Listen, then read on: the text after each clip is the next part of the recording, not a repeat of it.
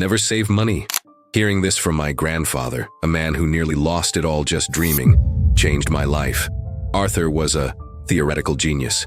Millionaire plans, empty fridge. While he sacrificed everything to fill a jar with coins, inflation devoured his efforts. He learned the hard way that saving is a slow path to poverty. His breakthrough will blow your mind today. Let's be real for a second. We all know an Arthur.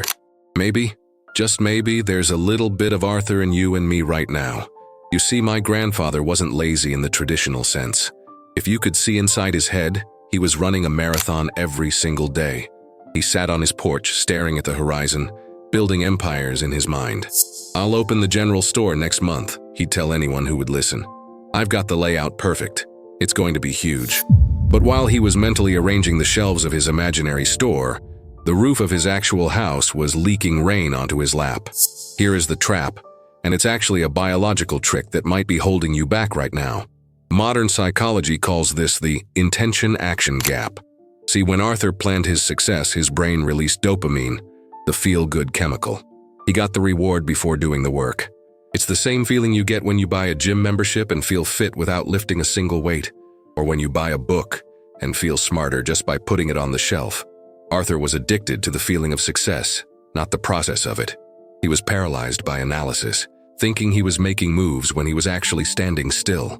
He believed that if he thought about it hard enough, success was inevitable. But reality? Reality doesn't care about your mental blueprints. Reality hits hard, and for Arthur it hit on a Tuesday afternoon. His grandson, little Leo, that's me by the way, tugged on his shirt. I looked up at him with those innocent eyes and asked, "Grandpa, is there any bread left? My stomach hurts." Arthur smiled.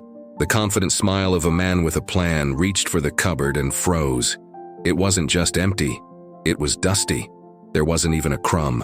The theory of wealth had finally collided with the reality of hunger. The shame that washed over him wasn't just cold, it was freezing. He looked at my hungry face and realized that you can't eat a business plan. You can't feed a child with good intentions. That moment broke him. It shattered his ego into a million pieces. And thank God it did, because that shame forced him to do something he had avoided for 40 years. He stood up, walked out the door, and did something that shocked the whole village. Something that started a chain reaction you won't believe. So, Arthur did the unthinkable. The man who wouldn't lift a finger started lifting heavy sacks of grain at the local mill. His hands, soft from years of strategizing, blistered and bled within hours. He was finally working, but he had entered what we call the rat race. He was trading his life hours for coins, and the moment the coins hit his hand, they vanished to pay for yesterday's debts and today's hunger. He felt like he was running on a treadmill, sweating buckets but going absolutely nowhere. Desperate to break the cycle, Arthur swung to the other extreme. He decided that if he couldn't earn a fortune, he would starve himself to save one. He found an old large glass pickle jar and made a vow, "I will fill this." This is the part where most of us nod along, right? We've been taught that saving is a virtue. Arthur became obsessed. He stopped buying coffee. He taped his broken shoes with rags instead of buying new ones. He ate half rations so he could drop a few more copper coins into that glass prison. Clink, clink. That sound became his addiction. Watching the level of coins rise gave him a sense of security he had never felt. He thought he was building a fortress, but he was actually building a tomb for his money. Months passed. The jar was finally full, heavy with sacrifice. Arthur marched to the market, chest puffed out, ready to buy a bulk supply of corn that would feed the family for winter. He slammed the heavy jar on the counter with a triumphant grin. The merchant looked at the jar, then at Arthur, and sighed. "Arthur," he said gently, "this buys half a sack now.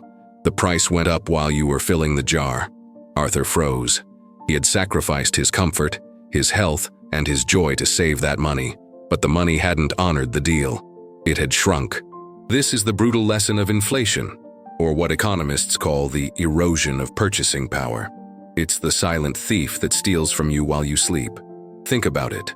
$100 in 1950 could buy you a decent car. Today, it barely fills the gas tank. Money isn't a battery that holds its charge forever. It's like an ice cube sitting on the kitchen counter. If you just watch it, it melts. Arthur realized with horror that by saving money in a static jar, he was actually losing wealth every single day. He wasn't safe. He was slowly bleeding out. He looked at his neighbor's yard, furious and confused, and saw something that made no sense. His neighbor wasn't saving coins, he was buying chickens? And that confusion was about to spark the biggest financial epiphany of his life. Arthur stood there, staring over the fence. His neighbor, old man Silas, didn't look stressed. Silas didn't have a jar of coins under his bed. Instead, he had a yard full of noisy, messy chickens. Arthur had always thought Silas was reckless for spending his money instead of hoarding it. But now, looking at the half sack of corn his savings had bought him, the math finally clicked. Silas didn't have money, he had producers. Arthur realized that while his coins were sitting in the dark jar doing absolutely nothing, Silas's chickens were working. They were laying eggs. Every single day. Silas could eat the eggs, sell the eggs, or, and this is the magic part, hatch them to make more chickens. His wealth was alive, it was breathing, it was multiplying. This is the difference between currency and capital. Currency is what you spend, capital is what you use to build. Arthur understood that money has to move to grow. In finance, we call this the velocity of money. If your money isn't moving, it's dying. He ran back inside, grabbed the meager remains of his savings, and made the scariest decision of his life. He didn't buy the corn. He bought 2 young hens. His wife looked at him like he'd lost his mind. "We can't eat these yet. We'll starve." But Arthur was done with short-term survival. He was building a machine. He fed those chickens better than he fed himself. He treated them like employees in his new startup. And then, the first egg appeared. It wasn't just breakfast. It was a dividend. It was proof that he had broken the code. By the way, if you're getting value from Arthur's breakthrough and want to stop your own money from melting away, quickly hit that like button. It helps this video reach more people stuck in the saving trap. And if you want more stories that shift your mindset, subscribe to the channel. We're building our own flock here. Back to the yard. That first egg changed everything. Arthur stopped seeing money as something to be protected and started seeing it as a seed. You don't put seeds in a jar. You put them in the dirt where it's risky, dark, and uncertain. But that's the only place they grow. He realized that the safety of the jar was a lie. The only real safety was in owning something that produced value, whether he got out of bed or not. He had transitioned from a laborer to an owner. And once you make that switch, once you see your dollar bills as potential employees rather than just paper to be hoarded, you can never go back to just saving again. But he still had one final massive lesson to teach me before he passed. A lesson about water that I still think about every single day. From those 2 hens, an empire grew. Not overnight. That's a movie myth. But steadily, relentlessly. 2 chickens became 4. 4 became 8. The backyard became a coop. The coop became a farm. Arthur wasn't starving anymore, he was managing. He carried a small, battered notebook everywhere he went, tracking every egg, every bag of feed, every sale. He wasn't just a farmer, he was an investor leveraging the compound effect. Einstein reportedly called compound interest the 8th wonder of the world, and Arthur was living it. He wasn't working harder, his assets were working for him. The exponential curve had kicked in. Years later, when Arthur was gray and moved slower, he sat me down on that same porch where he used to just dream. But this time, the roof wasn't leaking, and the pantry was full. He poured a glass of water from a pitcher and looked at me intensely. "Leo," he said, holding the glass out, "money is exactly like this water." He poured a little bit into his cupped hand. "If you just try to hold it to save it, what happens?" I watched as the water trickled through his fingers, dripping onto the dry floorboards until his hand was just damp and empty. "It escapes," he whispered. "Life has cracks. Emergencies happen. Inflation happens. If you just hold it, you lose it." Then he poured the rest of the water onto the small lemon tree growing in a pot next to his chair. The soil drank it up instantly. But if you pour it into something living, if you give it a job, it disappears for a moment, yes. You can't drink it right now. But look at the tree. That water is now becoming sap, leaves, and fruit. It's not gone. It's transforming into something bigger. That was the shift.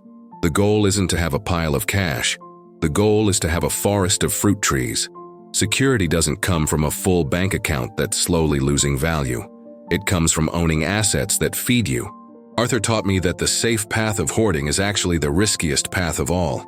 You have to be willing to let the money leave your hands so it can come back grown. Don't be the man with the jar. Be the man with the chickens.